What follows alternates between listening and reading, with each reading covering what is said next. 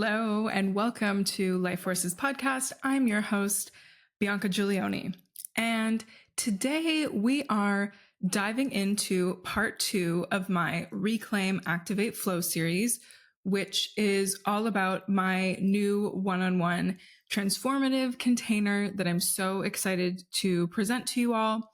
And so we're going to be getting into what each stage is meant to help you deal with, is meant to help you transform and transmute. So you get a clearer picture, because a lot of the things that I work with, the modalities that I work with, can seem a little woo-woo and out there, but my thing has always been about making things very tangible, down to earth, practical, and able to use in everyday life. That's very, very important to me in everything I do in my work with clients. Before we dive into the second step, activate, I want to talk a little bit about the current astrology of this week that this episode is dropping in, just for a little bit of context, and just because it's such a big part of what I do, obviously, is the astrology aspect and the kind of daily astrology stuff. So I thought I'd give you a little bit of an update. So on June 17th, we have both Venus and Mercury moving into the sign of Cancer. So this airy Gemini energy, some of it is shifting into the waters of Cancer. And Cancer is, of course, a water sign, but it's also a cardinal sign. So it initiates things. It's about the beginning of things, right? Cancer season is the beginning of summer in the Northern Hemisphere. So with this Cancer energy coming in, our focus is more about the emotional aspect of things, sensitivity, and especially nurturing energy, which Cancer is very much about. So Venus and Mercury, right? Venus is our relationships, what we value, beauty, aesthetics, and Mercury is communication, how our minds work, how we're mentally and verbally processing things and making certain connections. So on the 17th, all of that, those two things are shifting into Cancer. So something to know. And then on the 20th, we have the summer solstice in the Northern Hemisphere. And that means Cancer season has arrived. So even more so, we're in the waters of our emotions and sensitivity. That's kind of the primary energy that we're dealing with, right? Wherever the sun is, whatever astrological season we're in, that is the main essence that we are going to be experiencing. So something to take note. And yeah, to just enjoy the longest day of the year and bask in the sun and everything that it represents, warmth, being seen, being the center of something, things like that. And on the 22nd of June, last little thing I'm going to talk about, we have the full moon in Capricorn. So I think this full moon in Capricorn is going to be quite interesting. It's squaring Neptune, which makes it a little bit dreamy for a Capricorn full moon, because as you might know, Capricorn energy is very practical and structured and responsible, but Neptune makes things a little bit confusing and dreamy and elusive. Oh, curious to see how that's going to play out. And then also we have Jupiter in Gemini making a beautiful trine to Pluto in Aquarius, which is going to really help us check in with our personal growth and how we are experiencing our own power and expansion. So something to think about on the 22nd of June. It's like the 21st into the 22nd. It's like that evening, just so you know, to just see how things are going, especially when it comes to where you're taking responsibility, how things are evolving on a more long-term basis for you, right? Because Capricorn is very much about like long-term plans and vision and having some stability and structure in your life. So if you like astrology updates like this, I highly recommend first going back to my quarterly astrology episodes. There's going to be a new one for Q3 dropping next week, which will be all about the astrology of July, August, and September. Can you believe we're basically halfway through the year? I cannot. That's another side note. There are those episodes. And then I also highly recommend my monthly horoscopes or holistic horoscopes for Aura Collective. You can find those on auracollective.com and then go to the journal section and you should be able to find them. If you can't find them, just DM me at Life Forces Inc. on Instagram. And even with that, we also do a monthly video forecast on YouTube where we go even deeper about things, or I just emphasize what's really important each month. And then also I write cosmic insights for conscious business every month for Leavely. And those are great too. I have, about 6 different dates in the month that are really interesting for different business related things. And I love that as well. Now let's get back to activate. What is activating all about in my world? Why is it important? And why do we care, right? Why do we care?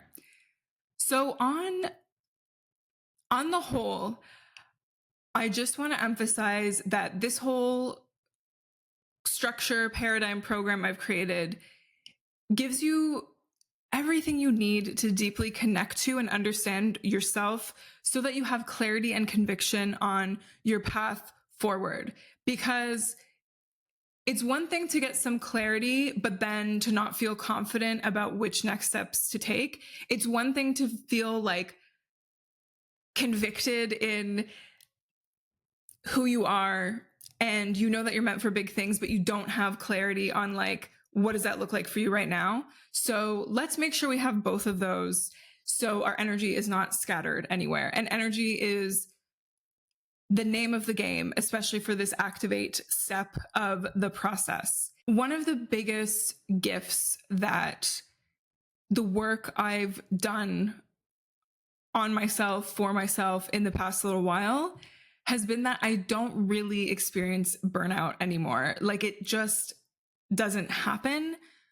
I know how to work with my own personal energy patterns. I know what times are best to do certain tasks. I know for sure when my body needs to rest, when my mind needs to rest, when I just need to like veg out with an episode of Real Housewives or something else like silly and fun. And it's so important to do that, to figure out your own patterns. And this is like a big thing that we work on both in the activate step and in the flow step, which you will hear about in the third part of the series. That is one of the biggest gifts through this process. And I have realized that focusing on these things, focusing on feeling that life force energy, feeling the things that make us feel alive, and just having energy in general, and also how we can optimize it in different ways, just makes everything in life work better. I really think energy is everything. Mindset is definitely part of that. And that's also something we work on in Reclaim, Activate, Flow. But as I was talking about last time in the Reclaim step, there can be like however many people doing the same job or in the same role, but the energy they bring to it will be different, right? And that's great. We don't want everyone to do the same job the same way, unless you want robots running around these streets. I'm personally okay with none of those. And also, when it comes to optimizing it, like I'm going to talk about this more, optimizing your energy. I want to come to that point or to that idea from a softer place, from not a super like masculine, like achievement place. Of course, we need to have certain masculine structures in place to help us succeed, but it's not really about like achieving. It's about how can we feel better? How can we feel more confident? How can we feel more energized to show up in our everyday life, right? One thing that has really, really come into focus for sure in the past year or so is this idea of doing less to do more and slowing down to speed up. Many, many, many of us are completely overstimulated. We're running on basically empty, and we cannot function without caffeine or other things that make us feel more awake or more focused or whatever it is. And I personally don't think this is a sustainable way to live. And I think most people, or many people, when they really look at it from a different perspective, or when they're forced to slow down because they get sick, they might realize that it's maybe not the best way to move through life. If you're listening to this podcast, you probably feel me, right? Maybe some super high achieving person that just wants to keep going, doesn't really care. But I feel like a lot of my people, people that are attracted to my work, clients I work with, we want something that just feels better in our bodies. We want to feel, if we can't feel amazing every day, let's at least feel good, right? Let's start with good instead of I'm fine, yeah, I'm sick of I'm fine personally. Let's get something a little more elevated than that. But anyway, so in my personal experience, giving myself less things to do in a day rather than completely jam-packing my schedule, I have been able to accomplish more from a rested place rather than 9% battery, struggling to find my charger or not finding an outlet to plug into, right? Let's stay at a nice 80%. I saw this thing that apparently charging your at least iPhone battery to 80% is the way to go. Maybe it's not 100, but it's a solid 80.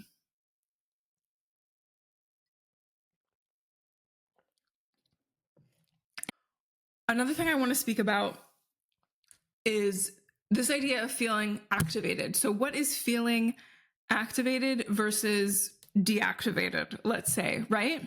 So for me, the moments in my life where I felt deactivated, it's just this lethargy, right?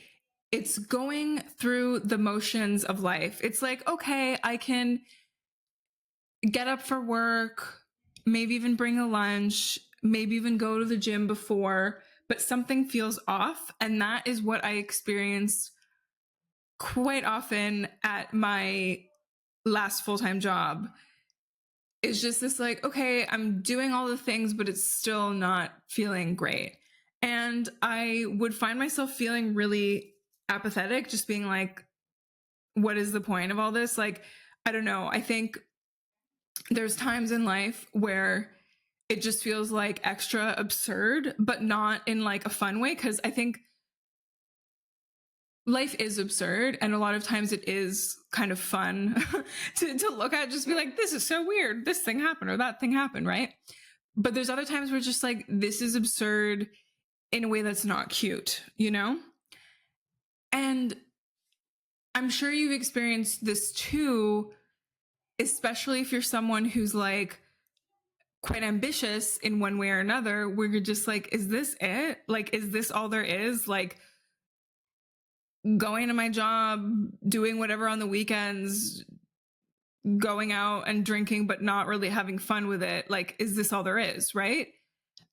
And that looks different for different people. For me, a lot of what I experienced was just less interest in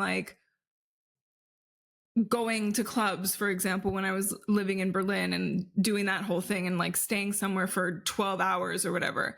I was just wow, this used to really be fun, but it is so not fun anymore. Just to get into more of the details, more of the feelings of how I felt at the end of my last full-time job, which was at this online magazine where I was writing about music for them, essentially. So that summer, we kind of had a partnership with 2 music festivals that were 2 weekends in a row at the same site. For a music journalist that is feeling very activated and energized by what they're doing, opportunities like this are really cool. I think also that year, one of our coworkers helped us be styled so that on camera we looked cool, and I didn't have to wear my whatever clothes. I could wear something like really interesting. We got to interview musicians on camera and it was on YouTube and blah, blah, blah. But I didn't care. I really tried to care, but I couldn't. And that's a sign, right? Like that apathy, that just like, whatever, man, is really important. Like, of course, we don't need to be so serious about everything all the time. Like, it's fine. But I couldn't even really have fun with it. I remember whenever I had downtime, whenever I wasn't going to interview someone or doing whatever, all I wanted to do is read Marianne Williamson's A Return to Love and not speak to a soul. If I could have found like some room where I could be completely alone, I probably would have chosen that, but it wasn't possible.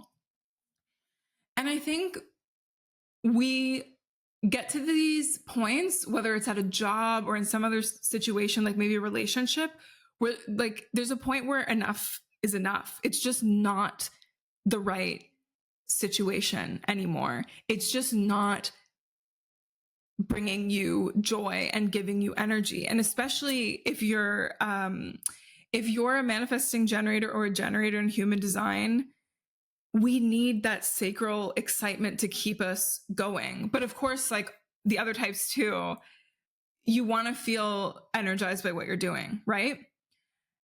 But it was like with that job, even if I was offered a raise, it would still be a no. Or I remember asking if I could go down to 4 days a week instead of the normal 5 at the same salary, just so I could have more time to do my own things.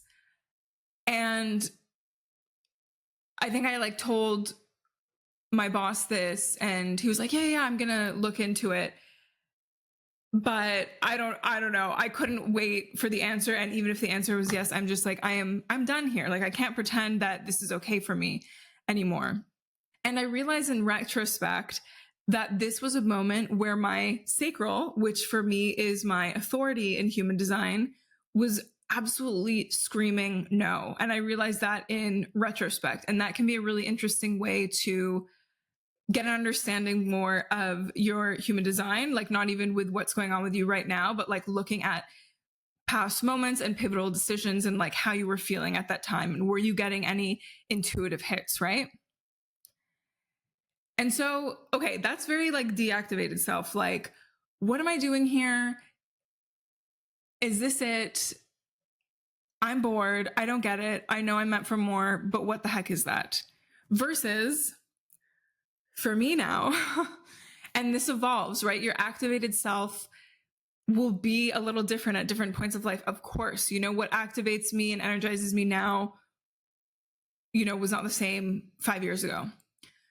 But for me now, it's about feeling and being rested, connecting with nature, being able to go with the flow in a given day with the help of some structure, and being able to tune into my intuition and my needs instead of just like forgetting they exist, whether that's physical needs, like I need to eat healthy, or, more emotional needs, like, okay, today is not a night to go out, for example, right? Paying attention to those and actually honoring them how we can. And I think also part of the activated self is really taking full responsibility for being alive, right? Because again, we can just like go through the motions, do the same thing every day. Like for some people that's really cool, but for me it's not, but it's about, again, going back to reclaiming what's part of us and then actively making it a part of our daily life. For example, I really like reading. That's something that kind of like gives me energy. So it's up to me to make time to read. No one else is going to do that for me, right? Just simple things like that. And it's also about not waiting on external circumstances to shift things within you. Like, oh, I'll have more energy once, I can work 30 hours a week instead of 40 or whatever it is, or I'll feel better once I'm making more money. You have the power now, right now in this moment, no matter your circumstances, to make yourself feel better, regardless of what's going on. And trust me, these milestones or these goals that we set for ourselves, of course, it's important to have these goals. But if we're pinning everything on those moments, you're probably going to get disappointed. And like, let's enjoy the journey on the way, right? Come on, like that sounds way better to me. So being activated is also about not outsourcing your power, right? Like not giving power to your job in a lot of ways. You know, what I do here does not define who I am, right? And that's cool because I can just be almost whatever I want, you know? But we don't want to put things on a pedestal, especially things or people that are external to us, because then we get into a comparison trap, and that's just not going to help you, right? Because you're probably just going to feel inadequate, or you're going to feel better than someone or something. And whether you feel superior or inferior, you're still tapping into your power or feeling power, in my opinion, in a false way, because it's not about comparison.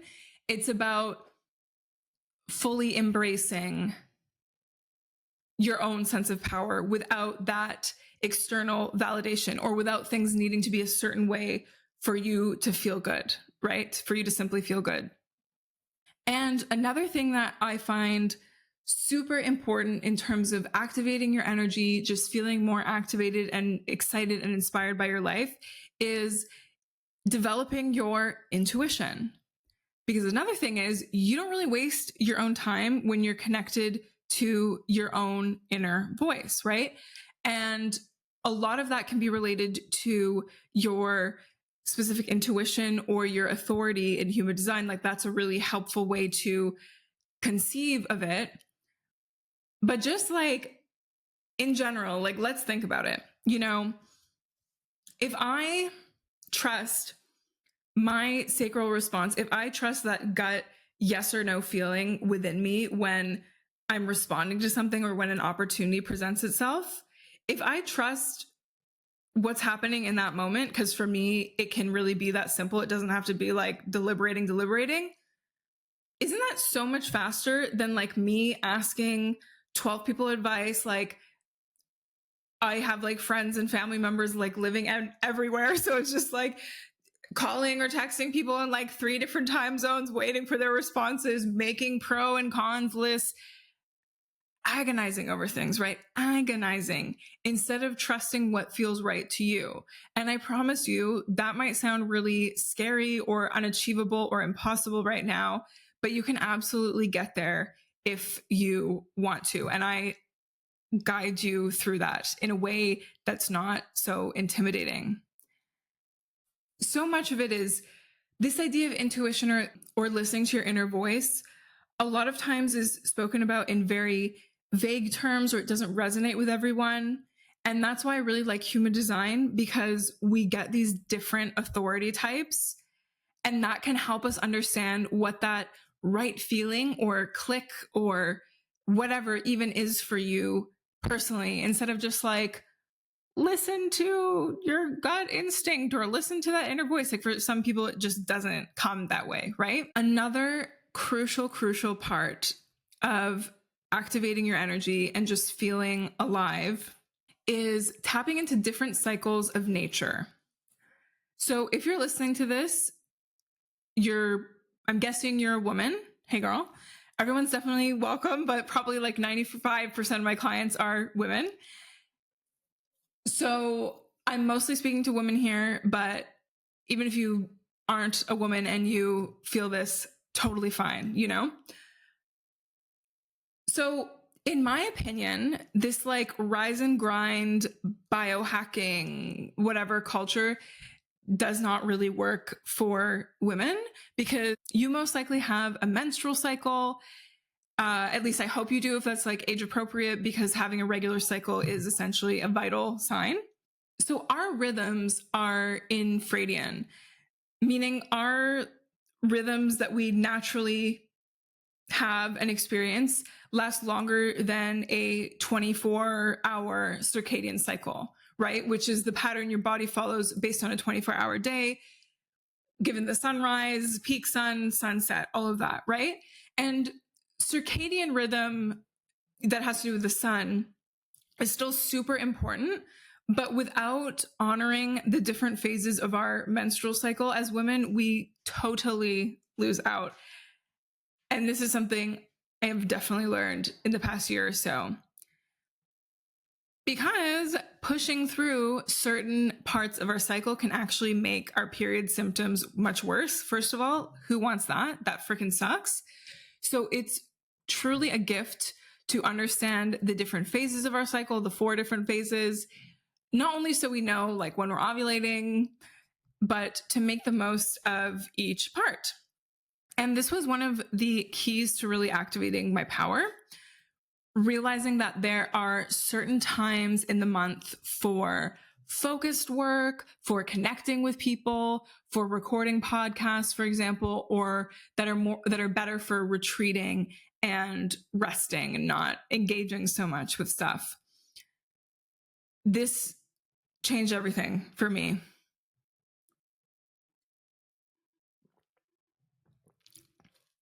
And another important part of the activate step is getting acquainted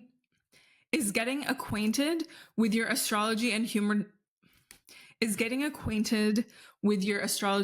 design PowerPoints. So parts of your chart that when you really tap into them, when you really honor them, they can make things skyrocket. They can just make you feel better, bring you amazing things, etc. So looking at certain strengths you naturally have and leaning into them, embodying them, and making sure that you're incorporating certain ways of being into your life in order to strengthen them, because these are things that are just already within you.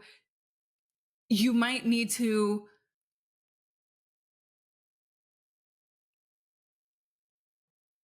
exercise the muscles, let's say, before you can really flex them if they're something that you're not really tapping into regularly. But for example, your Mars sign is super important when it comes to energy, when it comes to taking action, when it comes to sharing your passion with others or moving through things from a passionate place. So for example, my Mars is in Leo. Mars is a fire sign. So even though I'm a Cancer sun, Aquarius rising, so that's like water and air energy, that's really familiar to me. So is earth energy with my Virgo moon. I have to remember to tap into the fire in me. For me, sometimes it's about just doing the stuff. I think that's good advice for anyone, but maybe other people are just better at doing that. But sometimes I just have to remind myself, okay, just do the thing, like do it now and think later sometimes, you know? Or also like Leo is so much about creative self-expression and self-expression in general. So I have to really lean into that. I have to make sure the work I'm doing, I feel like I'm expressing myself. For some people that might not be as important, but I've realized for me, it is, you know, it's good for me to have this outlet where I can speak my mind and share things with you. Yeah, it's important. And the final little things I want to talk about, I talked about this a bit last week, and I'm sure I'm going to talk about it next time when we speak about flow as well, is this idea of progress over perfection.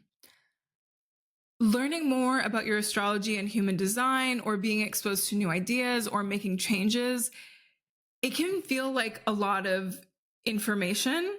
And I would always rather people actually implement things and feel they're making progress and, you know, they are making progress rather than like remembering all the stuff, you know, that's not important. The idea here is also, I'm going to give you tools that you can revisit. You know, it's a 3-month container, but maybe a couple months after you're like, you know what, I really need a refresher on this.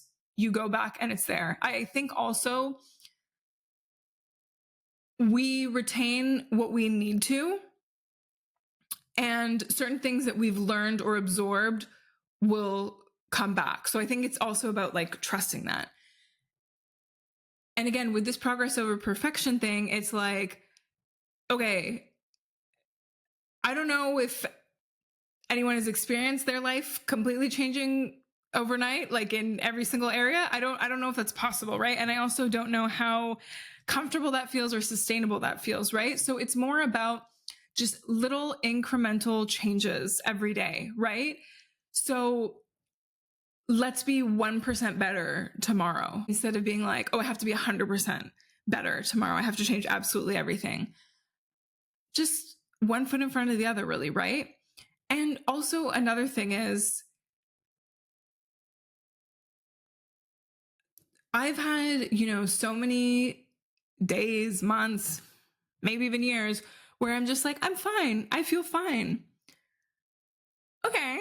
But do you want to feel fine or do you want to feel really good? Do you want to feel amazing? I personally would rather feel amazing than fine. Of course, is it sustainable to have like amazing, spectacular, incredible days every day?